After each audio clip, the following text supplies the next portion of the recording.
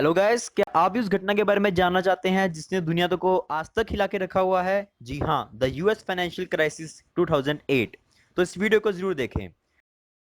Hello guys, this is Uday and we are watching bright stuff. तो दोस्तों, मैंने US financial crisis को एक 10 से 12 मिनट की वीडियो में समझाने की कोशिश की है।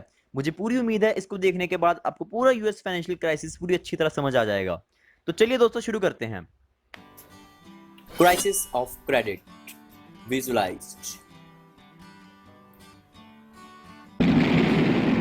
तो क्रेडिट क्राइसिस है क्या?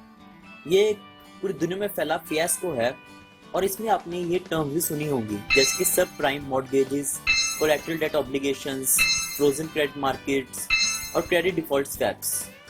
तो कौन कौन इफेक्ट हुआ था? पूरी दुनिया इफेक्ट हुई थी। कैसे? आइए जानते हैं।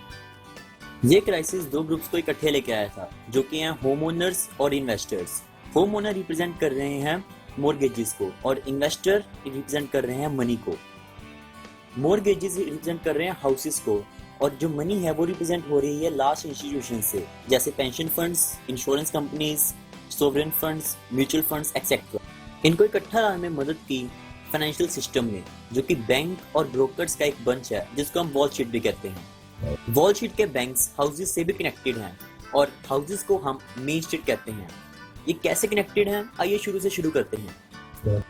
इस क्राइसिस से काफी साल पहले इन्वेस्टर के पास जब काफी पैसा होता था, तब वो ऐसे स्रोत को ढूंढते थे जिसमें वो इन्वेस्ट करके उस पैसे को काफी गुना बढ़ा सकें। इसके लिए वो यूएस में फेडरल रिजर्व के पास जाते थे और उनसे ट्रेजरी बिल खरीदते थे, जो कि सबसे सेफेस्ट इन्वेस्टमेंट थी। लेकिन अमेरिका में .com बस्ट के बाद सितंबर 11 को फेडरल बैंक के चेयरमैन ने इंटरेस्ट रेट को 1% पे कर दिया, क्योंकि वो अपनी इकोनॉमी को स्ट्रॉन्ग रखना चाहते थे और 1% बहुत ही लो रेट ऑफ इंटरेस्ट है। इसलिए इन्वेस्टर ने अपना पैसा फेडरल रिजर्व में इन्वेस्ट करना बंद कर दिया। इसके उलट अमेरिका में बैंक्स में होल्ड लग गई, क्योंकि उनको 1% पे फेडरल बैंक पैसे दे रहा था। वहीं दूसरी तरफ चाइना, जापान और मिडिल ईस्ट से भी यूएस बैंक को काफी पैसा आने लगा। इसका मतलब क्रेडिट बहुत चीप हो गया, बैंक्स को ज्यादा से ज्यादा पैसे कमाने की होड़ लग गई और इसके लिए बैंक्स ने यूज किया लीवरेज को। लीवरेज का मतलब है पैसा उधार लेना ताकि उस पर ज्यादा पैसा कमाया जा सके। ये जानते हैं लीवरेज काम कैसे करता है। सपोज कीजिए एक नॉर्मल डील में एक बंदे ने $10,000 को यूज करते हुए एक बॉक्स खरीदा और 10% रिटर्न के हिसाब से उस बॉक्स को $11,000 में बेच दिया और इस पूरी डील में उसके पास $1,000 का प्रॉफिट बचा। अब एक और बंदे ने $10,000 को यूज किया, लेकिन साथ में उसने $9,90,000 को बोरो कर लिया। इससे उसके पास कुल रकम $10 लाख हुई। अब उसने $10 लाख को यूज करते हुए ऐसे 100 बॉक्स को खरीद लिया और 10% रिटर्न के हिसाब से उन सभी बॉक्सेस को $11 लाख में बेच दिया। अब उसके पास $11 लाख आ गए हैं, जिसमें से उसने लोन की रकम यानी कि $9,90,000 को वापस कर दिया, साथ में $10,000 का इंटरेस्ट भी दे दिया। अब उसके पास जो पैसा बचा उसमें से उसको अपनी इन्वेस्टमेंट निकालने के बाद भी $90,000 का फायदा हुआ, जो कि $1,000 से बहुत ज्यादा है। इसलिए लीवरेज को फायदेमंद माना जाता है और ये बैंक के पैसे कमाने का एक बहुत बड़ा स्रोत है। वॉल स्ट्रीट इसी तरह ज्यादा से ज्यादा पैसा उधार लेने लगा और बहुत ज्यादा ट्रिमेंडसली रिच बनने लगा। इसी के साथ वो इन्वेस्टर्स को पैसा वापस भी कर देता और उनको एक अच्छा ब्याज दर मिल जाता। लेकिन इन्वेस्टर्स को इससे ज्यादा रिटर्न चाहिए थी, इसलिए वॉल स्ट्रीट के पास एक आइडिया था। उन्होंने सोचा क्यों ना इन्वेस्टर्स और होम ओनर्स को मिला दिया जाए थ्रू मॉर्गेजेस। ये जानते उन्होंने क्या सोचा और ये पूरा सिस्टम काम कैसे करता था। मान लीजिए एक फैमिली को एक घर चाहिए, वो उसके लिए उसको लोन कराएंगे। उसके लिए वो एक ब्रोकर के पास जाएंगे, जो कि उन्हें एक लेंडर से मिलवाएगा, जो कि कमर्शियल बैंक के होते हैं। अब कमर्शियल बैंक उस घर का मॉर्गेज कर देगा और ब्रोकर को अपना कमीशन मिल जाएगा और फैमिली को एक घर मिल जाएगा जिसकी वैल्यू हमेशा बढ़ती ही है, क्योंकि प्रॉपर्टी में इन्वेस्टमेंट हमेशा बढ़ती थी, जो कि इस टाइम यूएस इकोनॉमी की एक अजम्पशन थी। कमर्शियल बैंक्स को इन्वेस्टमेंट बैंकर्स ने कांटेक्ट किया और उनसे मॉर्गेज खरीद लिए। इससे कमर्शियल बैंक्स को काफी मुनाफा हुआ। इन्वेस्टमेंट बैंक्स ने ऐसे ही काफी इन्वेस्टमेंट करके काफी सारे मॉर्गेजेस को खरीद लिया और उनको एक छोटे से बॉक्स में डाल दिया।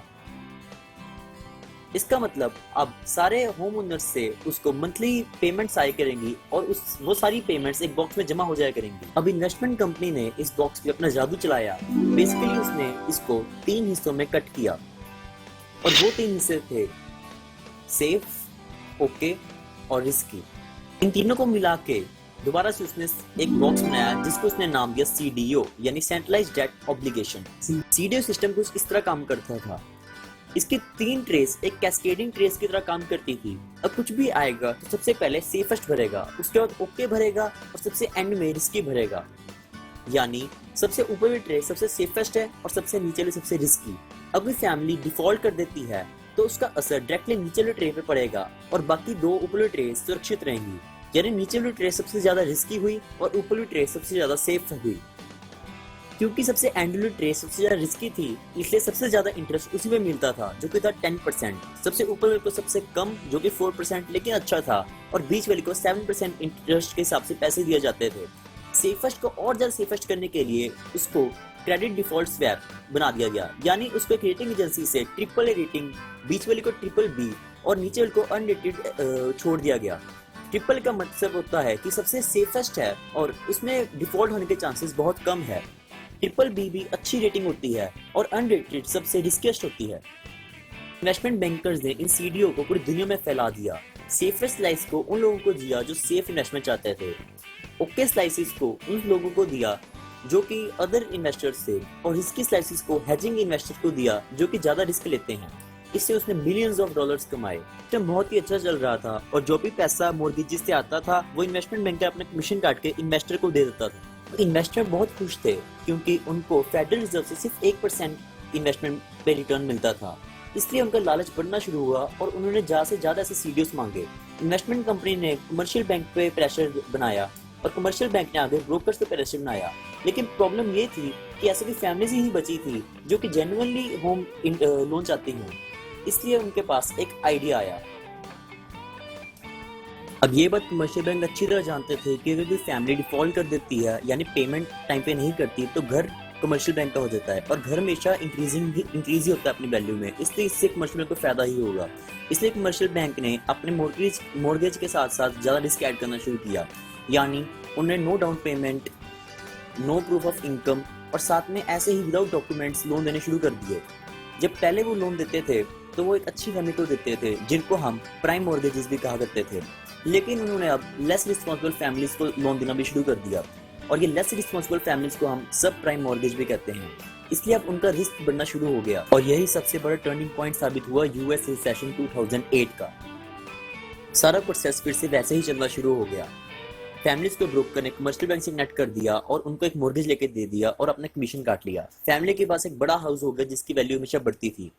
कमर्शियल बैंक ने इन्वेस्टमेंट कंपनी को अपना मॉर्गेज एक बहुत ही अच्छे प्राइस पे बेच दिया और इन्वेस्टमेंट कंपनी ने उस मॉर्गेज को CDO बनाकर उसके स्लाइसेस किए और उसको पूरी दुनिया में बेच दिया। इससे उसने अपना भी कमीशन काटा। जब तक कोई पार्टी ने डिफॉल्ट नहीं किया तब तक ये प्रोसेस बहुत अच्छा चलता रहा। सारी पार्टी खुश थी और बिलियंस ऑफ डॉलर बना रही थी। जैसे ही एक मॉर्गेज दूसरी पार्टी के पास जाता सारा रिस्क खरीदने वाले का हो जाता और बेचने वाला तो कोई फिक्र ना होती। इसलिए इस प्रोसेस से बहुत पैसा कमाया गया।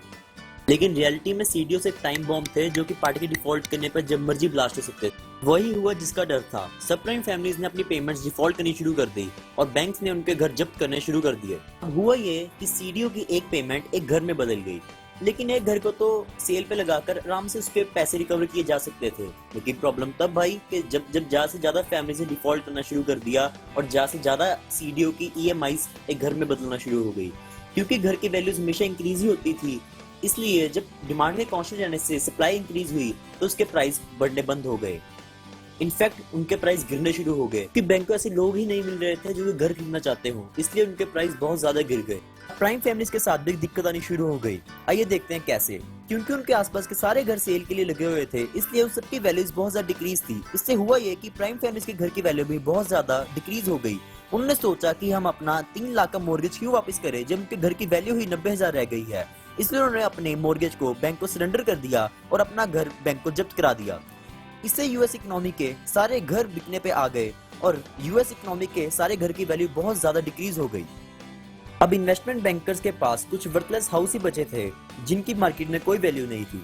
उन्होंने इन्वेस्टर्स को इन सीडीओस को खरीदने के लिए कहा, लेकिन इन्वेस्टर्स ने साफ साफ मना कर दिया, क्योंकि उनको पता लग गया था कि अब इन सीडीओ से रिटर्न ना के बराबर आएगी और बहुत ही कम पैसा आने की उम्मीद है।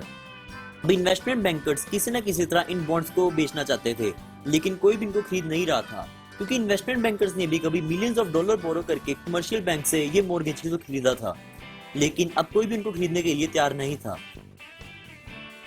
लेकिन दिक्कत सिर्फ इन्वेस्टमेंट बैंकर्स के साथ ही नहीं थी, दुनिया भर के इन्वेस्टर्स ने ऐसे कितने ही सीडीओस खरीद लिए थे जिनकी आज कोई वैल्यू नहीं थी। इसका मतलब उन सभी के पास एक टाइम बॉम्ब था। कमर्शियल बैंक अपने मॉर्गेजेस इन्वेस्टमेंट बैंक को बेचना चाहते थे, लेकिन कोई खरीदने के लिए तैयार नहीं था। ब्रोकर्स भी अपने काम से जा चुके थे, इसलिए पूरी इकोनॉमी ठप पड़ गई और वही हुआ जिसका डर था, यूएस फाइनेंशियल क्राइसिस। बड़ी बड़ी एजेंसियां बैंकरप्ट होना शुरू हो गई, जैसे लहमान ब्रदर्स, फैनी में, फ्रेडी मैक, एआईजी एक्सेट्रा। जब इन्वेस्टर्स ने होम ओनर से बात की तो पता लगा कि होम ओनर्स और इन्वेस्टर्स दोनों की इन्वेस्टमेंट बिल्कुल जीरो हो गई हैं। इससे पूरा सर्किल कंप्लीट हुआ और पूरी यूएस इकोनॉमी, यहाँ तक कि पूरी दुनिया रिसेशन में आ गई। यही था यूएस क्राइसिस 2008। अगर आपको इससे रिलेटेड कुछ भी पूछना हो तो हमसे कमेंट करके जरूर पूछें।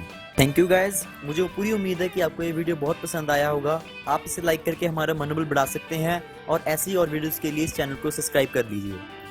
Thank you guys, all the best.